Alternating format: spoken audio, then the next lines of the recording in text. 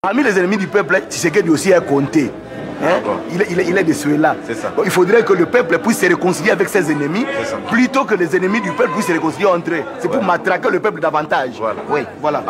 Quand Justine Casavoubou, la porte-parole de l'UDPS en Belgique, est venue rencontrer des étudiants à l'ULB, elle savait qu'elle devrait faire face à un feu roulant de questions. Quelques jours plus tôt, la porte-parole de ce parti, apôtre de la non-violence, avait déclaré publiquement son soutien à Laurent Désiré Kabila et donc à l'utilisation de la force au Zaïre. Je m'appelle Ilonga Dikonda, je suis étudiant en droit à l'Université catholique de Louvain, en deuxième licence.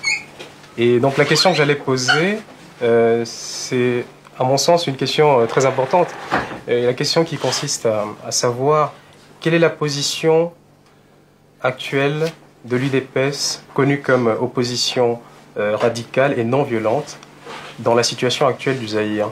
La non-violence a épuisé tous ses atouts face à la férocité des Mobutistes. Et qu'est-ce qui s'est passé sur le terrain? Eh bien, nous avons vu que M. Laurent Kabila, profitant de l'opportunité qui lui a été offerte à la faveur de la crise au Kivu, a utilisé une autre méthode, une méthode par les armes. Eh bien, il faut bien constater que c'est le seul langage que Mobutu comprend. Donc, il a suffi qu'un courant de l'opposition prenne les armes pour que non seulement Mobutu bouge, mais également tous ses soutiens occidentaux. Alors, nous comprenons que M. Kabila a compris qu'effectivement, c'est le langage des armes qui peut faire avancer le débat. Et c'est ce constat que nous avons fait. Je comprends tout à fait votre analyse, mais moi je voudrais appeler les partis d'opposition non violents à la prudence également par rapport à une stratégie de rapprochement avec Kabila. Parce que les partis d'opposition représentent dans une large mesure quand même, et surtout les partis d'opposition radicaux, ils représentent l'espoir de la population. Parce qu'il ne faudrait pas non plus s'engager dans une stratégie qui consistera à justement mettre au banc de la classe politique ceux qui représentaient un espoir pour le pays.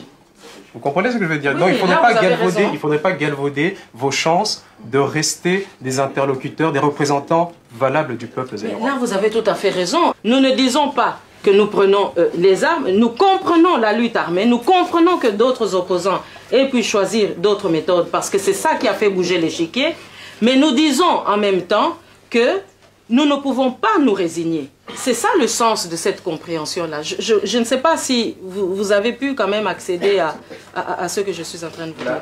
Nous sommes très contents d'avoir eu votre point de vue sur la situation et surtout sur nos inquiétudes. Nous savons maintenant à quoi nous en tenir avec l'UDPS et nous vous remercions.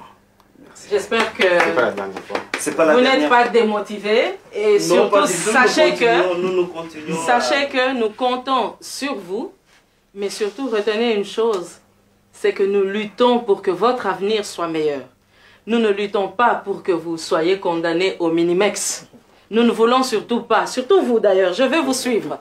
Quand vous aurez terminé vos études, moi j'aimerais bien que vous soyez au Zaïre parce que ça signifiera alors que nous avons marqué des points et que le pays est enfin libéré. C'est pour ça que nous travaillons. Ce que nous allons faire, c'est vous suivre aussi à la place parce que nous allons voir ce que vous allez faire. Ça va très bien.